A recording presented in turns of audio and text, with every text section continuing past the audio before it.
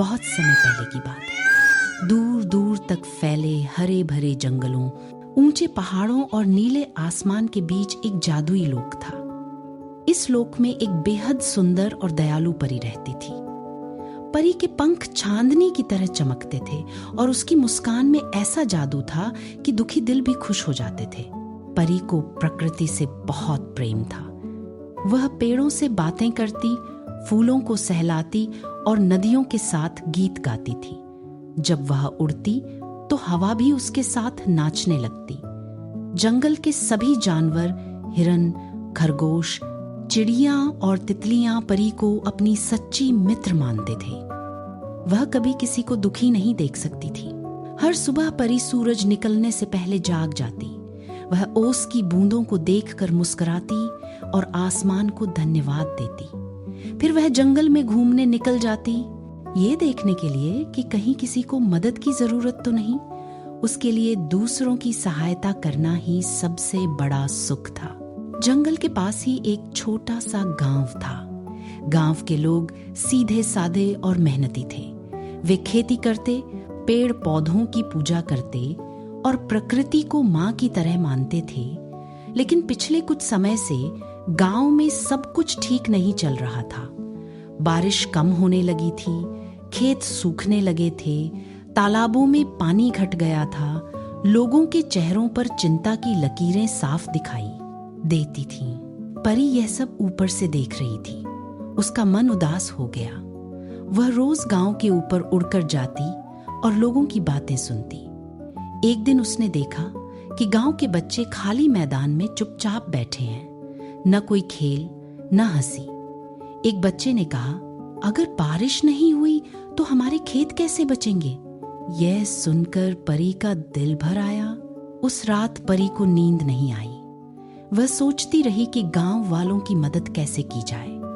अगली सुबह उसने फैसला किया कि वह कुछ न कुछ जरूर करेगी। वह आसमान की ओर ऊंची उड़ान भरने लगी। बादलों के पास जाकर उसने उनसे विनती की, हे बादलों, इन मासूम लोगों पर कृपा करो, थोड़ी बारिश भेज दो। बादल पहले तो चुप रहे। उन्होंने कहा, धरती ने हमारा सम्मान कम कर दिया है। पेड़ काटे जा रहे हैं, पानी बर्बाद किया जा रहा है। यह सुनकर परी ने उत्तर दिया, मैं वादा करती हूं कि ये लोग फिर से प्रकृति से प्रेम करना सीखेंगे।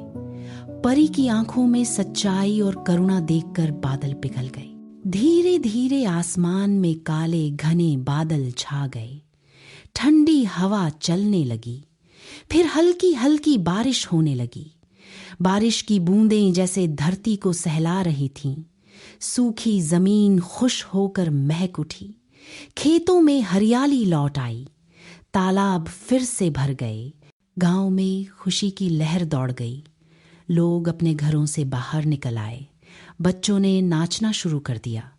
बूढ़ों की आंखों में आंसू थे, खुशी के आंसू। सभी ने ऊपर आसमान की ओर देखा, मानो किसी अनदेखी शक्ति को धन्यवाद दे रहे हों।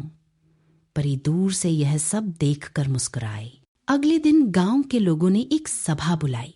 उन्होंने तय किया कि अब वे पेड़ों को कभी नुकसान नहीं पहुंचाएंगे, पानी बचाएंगे और प्रकृति का सम्मान करेंगे। बच्चों को भी सिखाया गया कि धरती हमारी माँ है। यह देखकर परी का मन बहुत प्रसन्न हुआ। समय बीतता गया।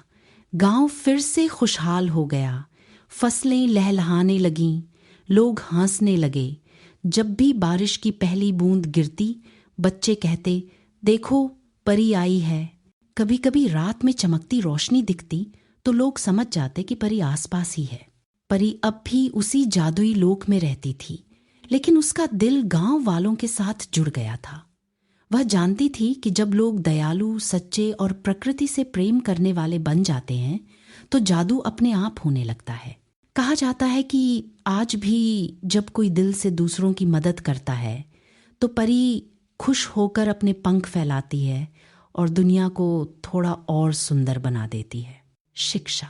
सच्ची सुंदरता दया, प्रेम और प्रकृति के सम्मान में होती है।